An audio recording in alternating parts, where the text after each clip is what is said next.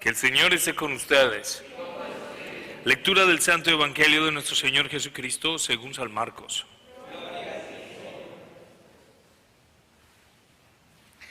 En aquel tiempo uno de los escribas se acercó a Jesús y le preguntó: ¿cuál es el primero de todos los mandamientos? Jesús le respondió: el primero es: escucha, Israel. El Señor nuestro Dios es el único Señor. Amarás al Señor tu Dios con todo tu corazón, con toda tu alma, con toda tu mente y con todas tus fuerzas. El segundo es este: amarás a tu prójimo como a ti mismo. No hay ningún mandamiento mayor que estos. El escriba replicó: muy bien, maestro, tienes razón cuando dices que el Señor es único y que no hay otro fuera de Él, y amarlo con todo el corazón, con toda el alma, con todas las fuerzas, y amar al prójimo como a uno mismo, vale más que todos los holocaustos y sacrificios. Jesús, viendo que había hablado muy sensatamente, le dijo: no estás lejos del reino de Dios. Y ya nadie se atrevió a hacerle más preguntas. Palabra del Señor.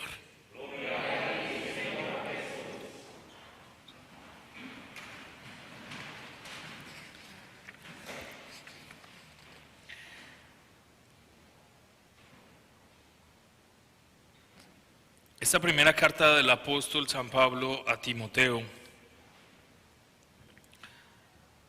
lo que trata de hacer es de fortalecer la fe de Timoteo. Recordemos que Timoteo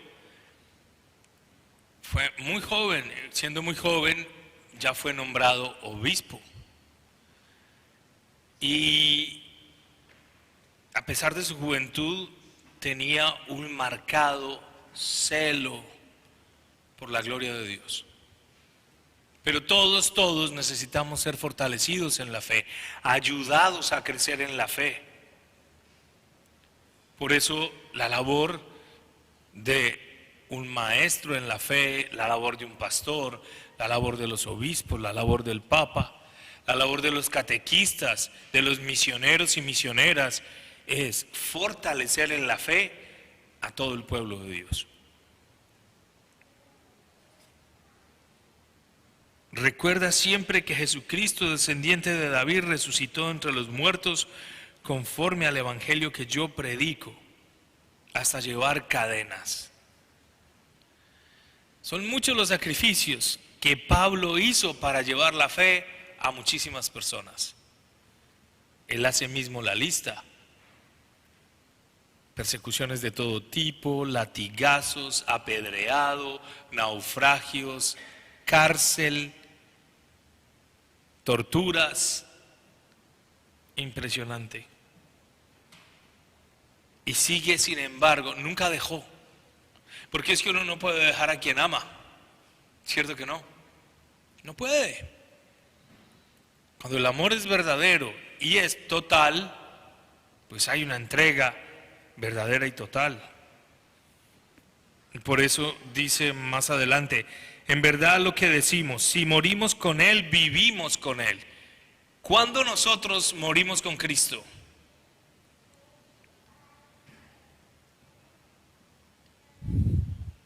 ¿Dónde están los católicos?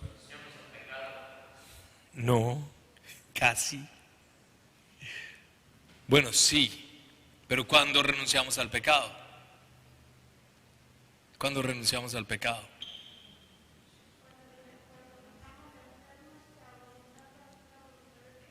Ok, casi. Muy bien, un católico, por fin. En el bautismo,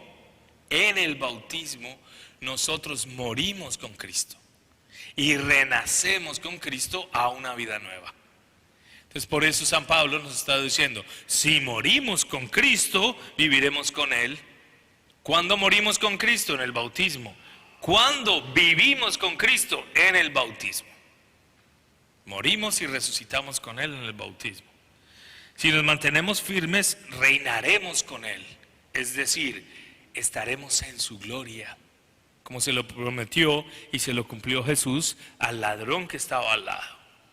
Te lo aseguro que hoy estarás conmigo en el paraíso, reinaremos con Él.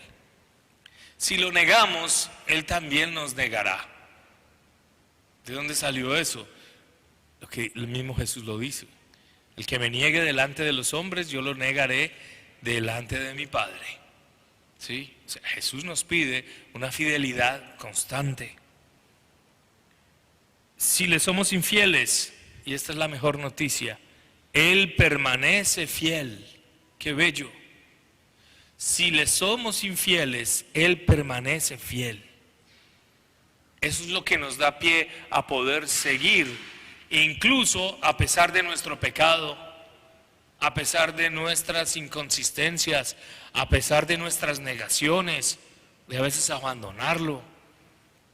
Él sigue siendo fiel y es esa fidelidad la que nos da pie a continuar. Por eso el hijo pródigo pudo volver a casa. El hijo pródigo pudo volver donde el padre, porque él sabía que el amor incondicional del padre iba a estar allí. Si no, no hubiera vuelto. Si le somos infieles, permanece fiel, porque él no puede contradecirse a sí mismo. ¿Qué quiere decir eso? Que él siempre cumplirá sus promesas. No puede contradecirse a sí mismo. Siempre cumplirá sus promesas. Con esta certeza es que nosotros nos movemos en la vida. Con esta certeza entonces nosotros seguimos sus enseñanzas. De las cosas más bellas que introdujo el cristianismo en el mundo es la caridad, la compasión, el bien hacia los demás. Esto en la cultura antigua no existía. Los seres humanos se miraban unos a otros como cosas, se trataban como cosas. Esto de la caridad, de compartir, de hacer el bien a los demás, de las obras de misericordia, no existía. Era una cultura terrible, de sálvese el que él pueda. Ahí no había compasión. Si una persona estaba enferma, pues la tiraban al río para que se acabara de morir, pero no había cuidados. Es el cristianismo el que introduce el cuidado al que sufre, los hospitales, las clínicas. ¿Sí? Todas las obras de misericordia se volvieron obras concretas. ¿De dónde viene eso?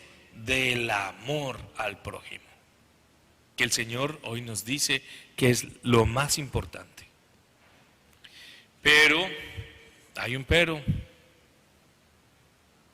¿Cómo podremos decir que amamos a Dios y amamos al prójimo si no nos amamos a nosotros mismos? Y ahí viene una parte importantísima de la vida personal, y es la autoestima. Querernos, amarnos, aceptarnos. Eso es tan importante y tan valioso. Eso es tan bello cuando nosotros nos reconocemos muy amados por Dios. Nuestra autoestima crece y sana. Ya no tenemos que andar mendigando amor. Ya no tenemos que andar sintiéndonos poca cosa, porque la dignidad de ser hijos e hijas de Dios nos eleva la autoestima y nos llena de amor propio, de profundo agradecimiento por la vida que hemos recibido y que tenemos. Entonces, amar a Dios sobre todas las cosas y al prójimo es lo más importante. Es lo más importante. Pero amarnos a nosotros es ahí donde empieza todo. Porque si nos sentimos amados por Dios, nos amaremos a nosotros y será más fácil amar a los demás y servir a los demás. Que así sea.